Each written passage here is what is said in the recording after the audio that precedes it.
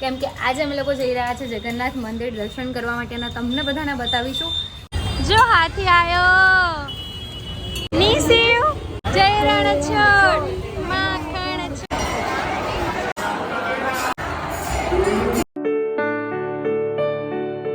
Hello everyone, good morning, welcome back to my new vlog. કેમ છો બધા? Hope કે તમે બધા મજામાં હશો. તમે લોકો વિચારતા હશો કે મમ્મીના ત્યાંથી અત્યારે સવારમાં અહીંયા કેમ આવી ગયા?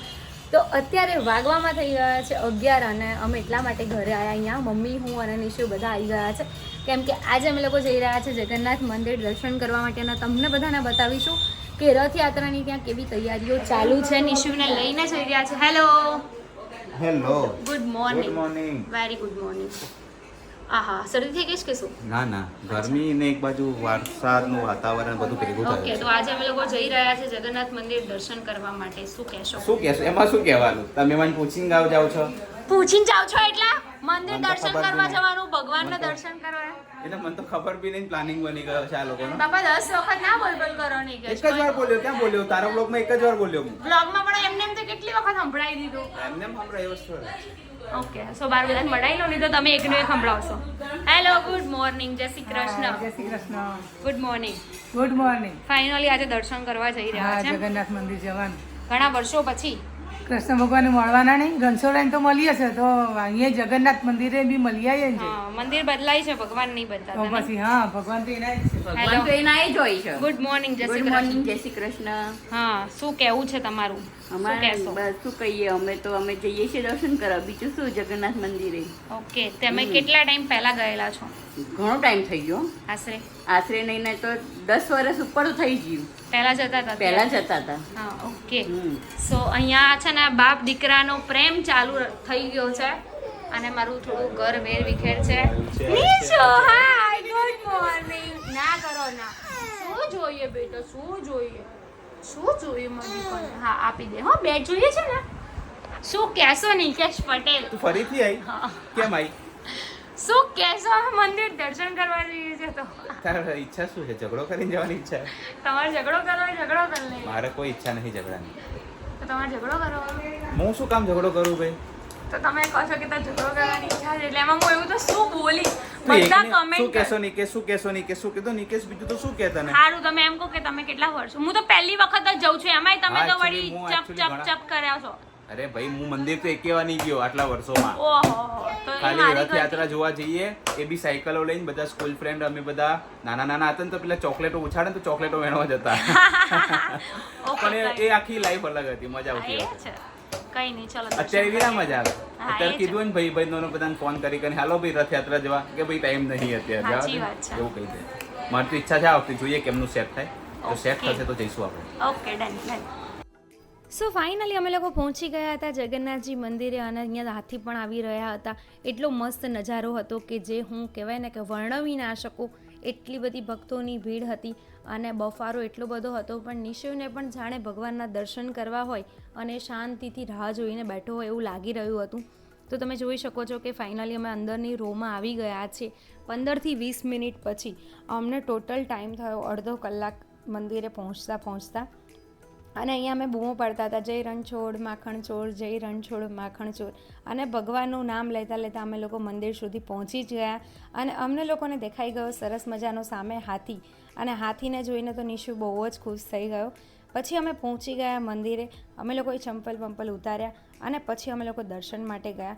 અને જેવા અમે દર્શન માટે ગયા, ભગવાનનું મતલબ રૂપ જોઈને, એનું તેજ જોઈને અમને લોકોને એટલું સારું સુકૂન મળ્યું ને એની તો હું તમને કેવી રીતે વાત કહું.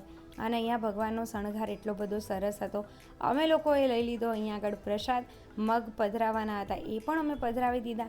આટલી ભીડમાં અમે લોકોએ સરસ મજાના દર્શન કર્યા અને ભગવાનને જોઈને એવું લાગે કે હા, આજે એવું થયું કે ભગવાને સાક્ષાત અમને દર્શન કરવા માટે બોલાયા છે કે આટલી બધી તકલીફોમાં પણ, આટલી બધી ભીડમાં પણ અમે દર્શન માટે પહોંચી ગયા અને અહીંયા અમે બધાના દર્શન કરી લીધા. પછી નિશુ કરી રહ્યો છે દર્શન અને દર્શન કરીને અમારે લોકોને નીકળવાનું જ હતું, પણ અમે લોકોએ વિચાર્યું કે અહીંયા સુધી આવ્યા છે તો પ્રસાદ લીધા વિના તો જવું જ નથી. એવી જગ્યાએ દર્શન કર્યા. અમે લોકો પહોંચી ગયા પ્રસાદ લેવા માટે અને અહીંયા આગળ પણ મહિલા મંડળનો જે ભજનવાળા હોય એ લોકો તો એટલે મસ્ત એન્જોય કરતા હતા. અમે ફાઇનલી અમારે પ્રસાદી લઈ લીધી અને અહીંયા બહુ બધા હાથી હતા તો મેં એવું વિચાર્યું કે અમે પણ ઘાસ ખવડાવીએ હાથીને.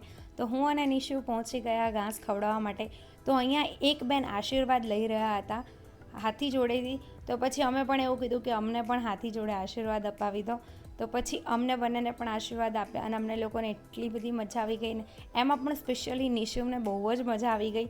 અને હું અહીંયા નિશુને પૂછતી હતી કે નિશુ તને કેવું લાગ્યું, હાથીએ શું કર્યું? તો ત્યાં તો નિશુનું ધ્યાન બીજા હાથીમાં જતું રહ્યું. તો અહીંયા સામે બીજા 2 હાથી હતા.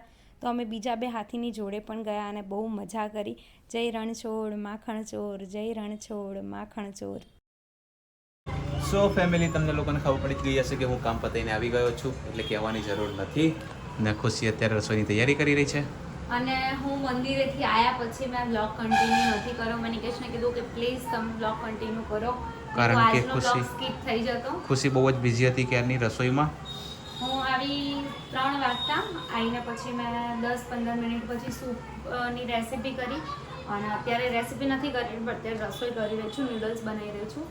તો આજે હું બહુ થાકી ગઈ. અને આજના દિવસની જો વાત કરવા જાઉં ને તો મારા માટે આજનો દિવસ બહુ સારો છે, સારો રહ્યો. બિકોઝ અમે આજે રથયાત્રા મતલબ જે પ્રિપેરેશન થઈ રહી છે એના દર્શન કર્યા, ભગવાનના સરસ મજાના દર્શન કર્યા. અને પહેલી વખત એવું છે કે રથયાત્રાના મતલબ નજીકના દિવસોમાં હું ત્યાં દર્શન કરવા ગઈ છું. બહુ વર્ષો પહેલાં એક વખત દર્શન કરવા ગઈ છું જગન્નાથ મંદિરના, પણ રથયાત્રાના ટાઈમે નહીં. જો ત્યાંની આમ પેલું કહેવાય ને મેનેજમેન્ટની બધી વાત કરવા જઈએ તો આપણી પાસે કોઈ શબ્દો ના હોય. ત્યાં નોર્મલ દિવસે તમે જાઓ અને રથયાત્રાના આગલા દિવસે જાઓ ત્યાંની વાઇબ્સ જ આખી અલગ હોય. હજુ કાલે તો આના કરતાં પણ ડબલ ભીડ હશે. અને ત્યાં હાથી ને એવું બધું મસ્ત સજાયેલું. તો નિશુને બી મજા આવી ગઈ. અને આજે મેં બહુ જ એન્જોય કર્યું. દર વર્ષે ખબર છે કોણ ત્યાં આવે છે? નોર્મલ આમ મોદી સાહેબ આવે છે. હા, એ તો ખબર છે. આ વખતે ખબર નહીં કોણ આવે. બટ ત્યાંની ખરેખર મારું આ વખતે બહુ જ મન છે કે રથયાત્રા જોવા જ જવું છે. અને મારા કોઈ વ્યુઅર્સમાંથી કોઈ હોય જેના ઘર આગળથી રથયાત્રા નીકળતી હોય કે એવું કંઈ પણ હોય તો અમને લોકોને કમેન્ટ કરજો. તો અમારાથી પોસિબલ હશે તો અમે લોકો તમારા સુધી પહોંચીશું. શું કેવું નહીં? યસ, મેં તો ગઈકાલે જ કીધું હતું તને. ઓકે. એમ તો મારા પણ 1-2 ગ્રુપમાં છે પણ મારી પાસે એમના હાલ કોન્ટેક્ટમાં નથી એ લોકો. તો અમે લોકોને મતલબ મને, મમ્મીને અને નિશુને બહુ જ મજા આવી ગઈ. એમ તો પેલી તો ખુશીએ ક્યારે નથી જોઈ રથયાત્રા, હે ને? મેં તમારી લાઈફમાં ક્યારેય નહીં જોઈ. મેં તો હું તો બહુ વાર ગયો. એટલે મારી ઈચ્છા તો બહુ છે કે જવું. અને આજે છે ને આજનો વ્લોગ તમને લોકોને નાનો પડશે, બટ આજનો વ્લોગ સ્પેશિયલ પણ હશે કેમ કે આજે તમને મેં ભગવાનના દર્શન કરાવી દીધા, ત્યાંનું આખું મતલબ લોકેશન બતાવી દીધું. તો હું આજનો વ્લોગ છે ને અહીંયા જ એન્ડ કરવાની છું. એનું રીઝન એ છે કે હું બહુ વધારે પડતી થાકી ગઈ છું. મતલબ ફૂલ ડે તો આવી રીતે જ મારો ગયો. પ્લસ આવીને મેં સૂપને રેસીપીને એવું બધું કર્યું. એટલે મારી ઈચ્છા એવી છે કે હું વ્લોગ અહીંયા જ એન્ડ કરું. અને હું તમને લોકોને કહી દઉં કે મારો હિન્દી વ્લોગ આજે નહીં આવે તો કોઈ જ વેઇટ ના કરતા. અને સોરી એના માટે. સો ગાઈસ, બસ આજના બ્લોગમાં આટલું જ હતું. વ્લોગ સારો લાગ્યો હોય તો લાઈક, કમેન્ટ અને શેર કરજો.